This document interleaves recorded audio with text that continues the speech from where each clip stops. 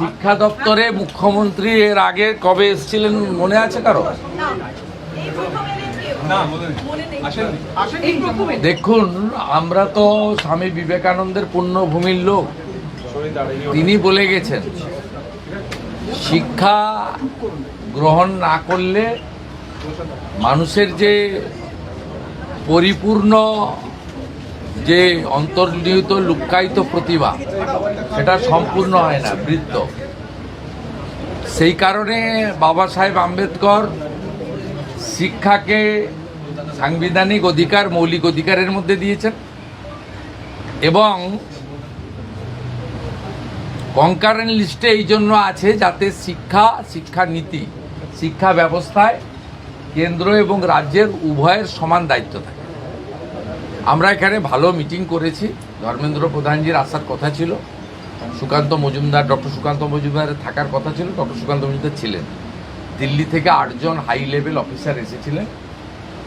আমরা national education পলিসিতে যুক্ত হয়েছি, আমরা পিএমশ্রীতে যুক্ত হয়েছি, আমরা ভারত সরকারের বিগত 3 বছরের সরকারি নীতি না মানার ফলে তারা বিগত সরকার অর্থ নেয়নি, ভারত সরকার দিতে চাইলেও দিতে পারেনি।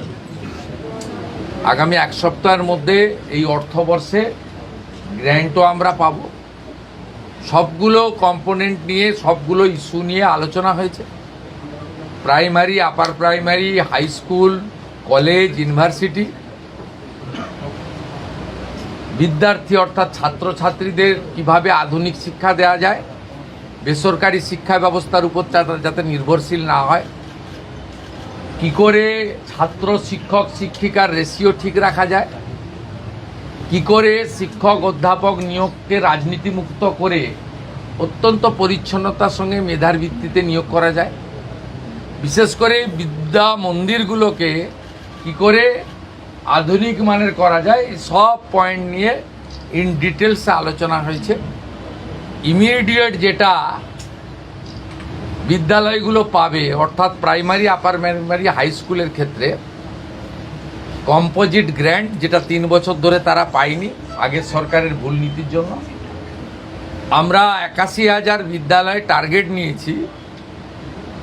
সব জায়গায় গ্যাসে মিড ডে মিল রান্না হবে, সব জায়গায় পর্যায়ক্রমে সোলার প্যানেল হবে, সব জায়গায় অত্যন্ত পরিচ্ছন্ন শৌচালয় থাকবে, সব জায়গায় আর্সেনিক মুক্ত পরিশ্রুত পানীয় জল থাকবে, সব বাচ্চারা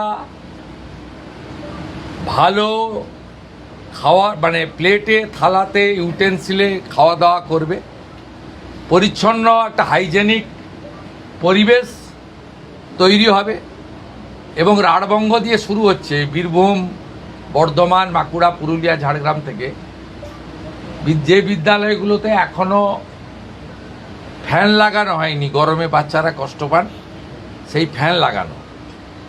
আমি সাজেস্ট করেছি বালিকা বিদ্যালয়গুলিতে এবং ছাত্রছাত্রী অর্থাৎ কোয়েড স্কুল কলেজগুলিতে আমাদের ছাত্রীদের, বালিকাদের, কন্যাদের, বোনেদের জন্য sanitary vending machine, napkin machine, সেটা চালু করার ব্যবস্থা, অ্যাকোয়াগার্ড দেওয়ার ব্যবস্থা, একটা সুন্দর পরিবেশ তৈরি করা।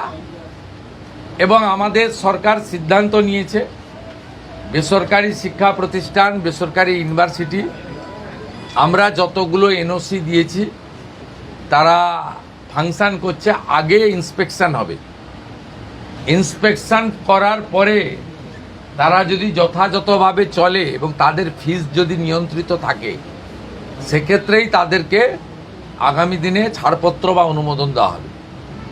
শিক্ষাকে আমরা পণ্য করতে দেব না। আর ন্যাশনাল এডুকেশন পলিসির অন্তর্গত এই শিক্ষাকে আমরা উচ্চমানের শিক্ষায় নিয়ে যাব এবং শিক্ষার যে নতুন আইন আছে তাকেও চেঞ্জ করার জন্য শিক্ষামন্ত্রীকে বলেছি, আমি প্রধান সচিবকে নিয়ে যত তাড়াতাড়ি সম্ভব বিধানসভার আগামী অধিবেশনে বিল আনতে, যাতে গার্ডিয়ানদের মধ্য থেকেই আগামী দিনে বিদ্যালয় পরিচালনার জন্য চেয়ারম্যান অথবা ভাইস চেয়ারম্যান দায়িত্ব গার্ডিয়ানের ভারতবর্ষের সব রাজ্যে আছে। 21টা বিজেপি এনডিএ রুল স্টেটে আছে। এই রাজ্যে এগুলো করেনি।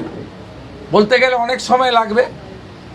খুব ভালো ডিসকাশন হয়েছে, আর অনেকে সোশ্যাল মিডিয়াতে খুব কবে রিক্রুটমেন্ট, কবে কি এসব নিয়ে বলছেন।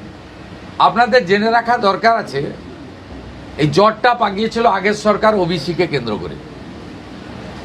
আমরা কি করেছি, আমরা ওবিসির যে ভুল নীতি ছিল বিগত সরকারের, বিধানসভায় আইন এনে ওবিসিটাকে আমরা প্রথম ঠিক করেছি।